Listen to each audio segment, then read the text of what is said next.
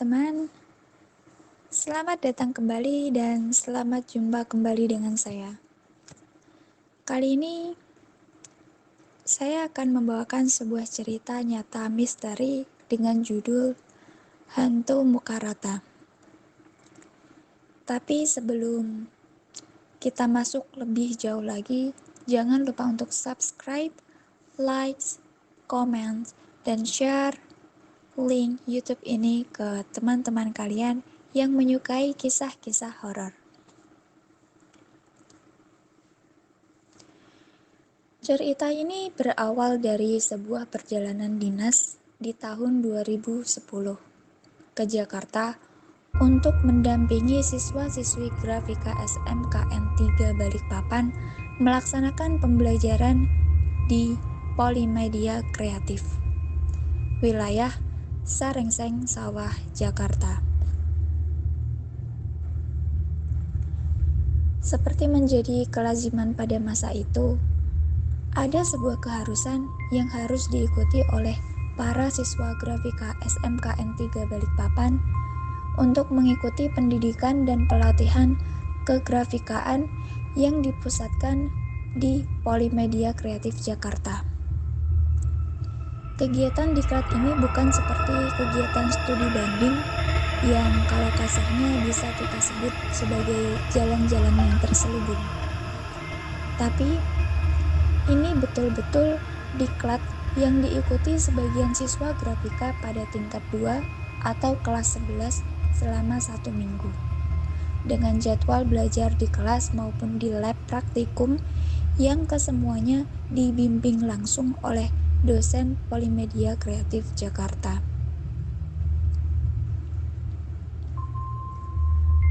Saat itu kebetulan gedung Polimedia Kreatif Jakarta masih dalam taraf pengembangan. Maka, hotel yang ada di kampus tersebut yang biasa digunakan sebagai tempat menginap pun tidak bisa digunakan.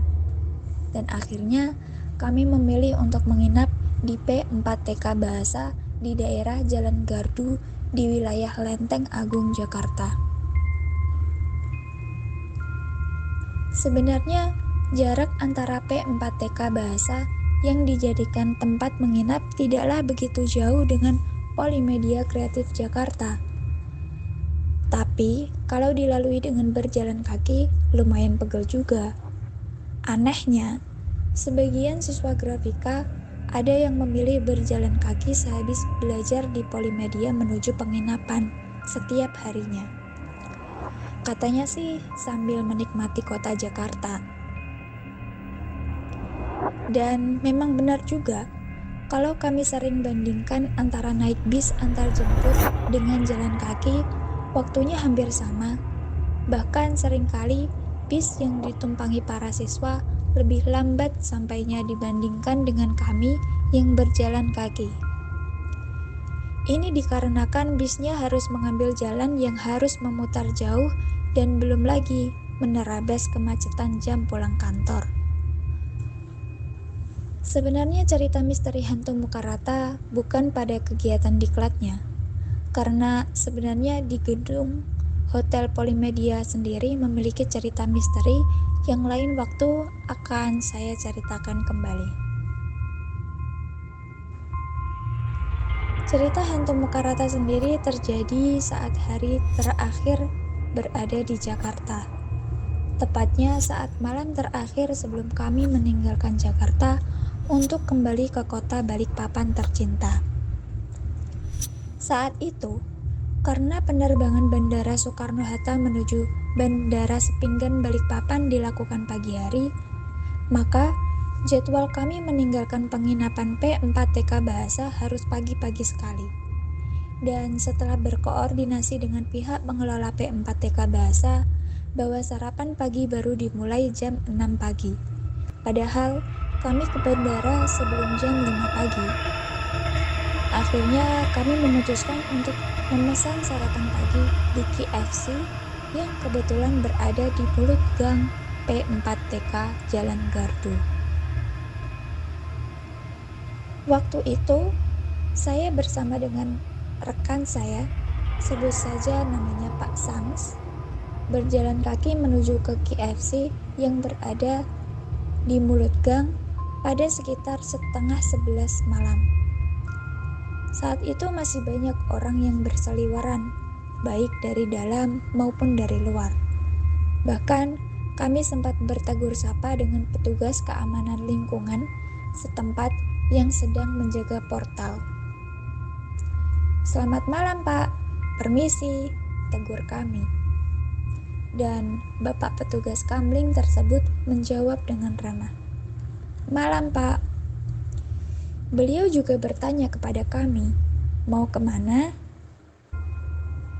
Kami pun menjawab sambil tersenyum, "Mau pesan makan ke KFC depan, Pak." Bapak petugas kamling pun mempersilahkan kami. Seperti biasa, di mana-mana KFC selalu ramai pengunjung. Kami berdua pun bergantian mengantri untuk melakukan pemesanan sarapan sekaligus makan malam berdua di situ. Tidak terasa, sudah jam 11:30 lewat dan cuaca pun berubah tiba-tiba menjadi hujan gerimis. Kami menunggu cuaca hingga hujan reda, tapi hingga lewat jam 12, hujan gerimis tidak juga reda. Akhirnya kami memutuskan untuk pulang kembali ke penginapan dalam kondisi cuaca gerimis. Karena yang pertama takut kemalaman, yang kedua takut dicari siswa yang sedang kami dampingi. Saat mulai masuk mulut gang, hujan masih berasa walaupun gerimis kecil. Tapi bapak petugas kamling yang tadi menjaga di portal tidak terlihat lagi. Mungkin beliau berteduh, pikirku. Tapi perasaanku mulai tidak enak karena ibuku yang pernah berpesan, "Hati-hati kalau jalan di tengah malam atau waktu senja di saat gerimis. Itu waktunya mereka keluar dan mungkin akan menampakkan diri." Perasaanku tambah tidak nyaman saat memasuki gang yang sudah sunyi tanpa satu orang pun yang berlalu lalang. Ditambah lagi, hampir sepanjang perjalanan ke dalam, tidak ada percakapan panjang antara kami berdua. Sambil menghibur diri, saya pun berucap kepada Pak Sams, "Sunyi betul ya, gak ada makhluk sama sekali." Dan dijawab singkat oleh Pak Sams, "Iya." Kebetulan saat itu, kalau kita memasuki jalan gardu yang mengarah ke 4P TK Bahasa, di sebelah kiri jalan yang kita lalui tepatnya di depan SMAN 109 Jakarta sampai ke depan P4 TK Bahasa adalah hutan bambu yang berjejer rapi yang di bawahnya terdapat Sungai Ciliwung.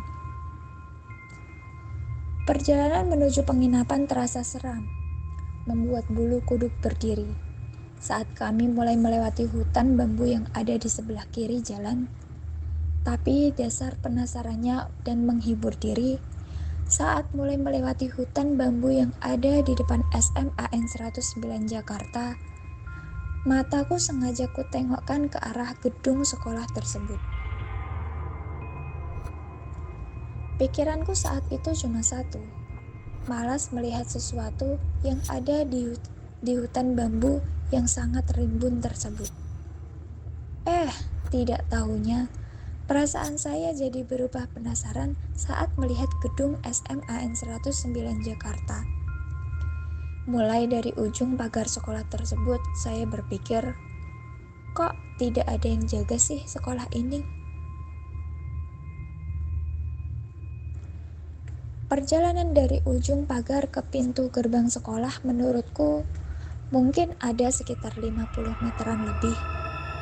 Hingga akhirnya saya melihat sesosok bayangan seperti orang di depan gerbang dalam gedung sekolah. Karena penasarannya, mata saya fokuskan ke bayangan seperti orang tersebut. Maklum, mata saya kan tidak terlalu jelas kalau melihat yang jauh. Dan mungkin faktor sudah ngantuk juga. Awalnya saya melihat hanya sesosok seperti bayangan orang. Tapi perasaan mulai berubah saat yang saya lihat adalah seperti sosok perempuan. Tidak mungkin ada penjaga malam sekolah seorang perempuan, iya kan? Perasaan sudah mulai tidak enak.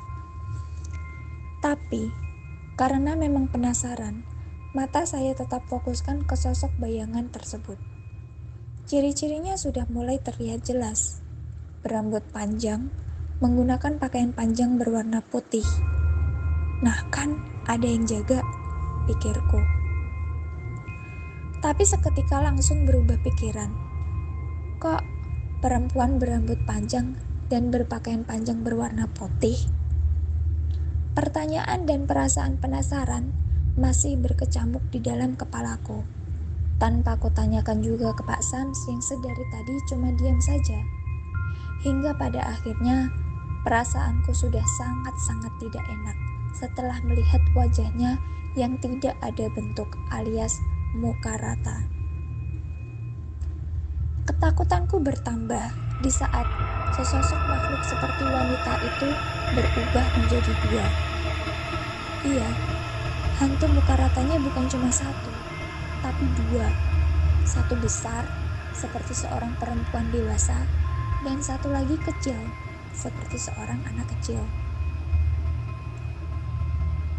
Kalian bisa bayangkan bagaimana rasanya melihat satu hantu. Dan ini dengan mata kepala saya sendiri, saya melihatnya berubah menjadi dua.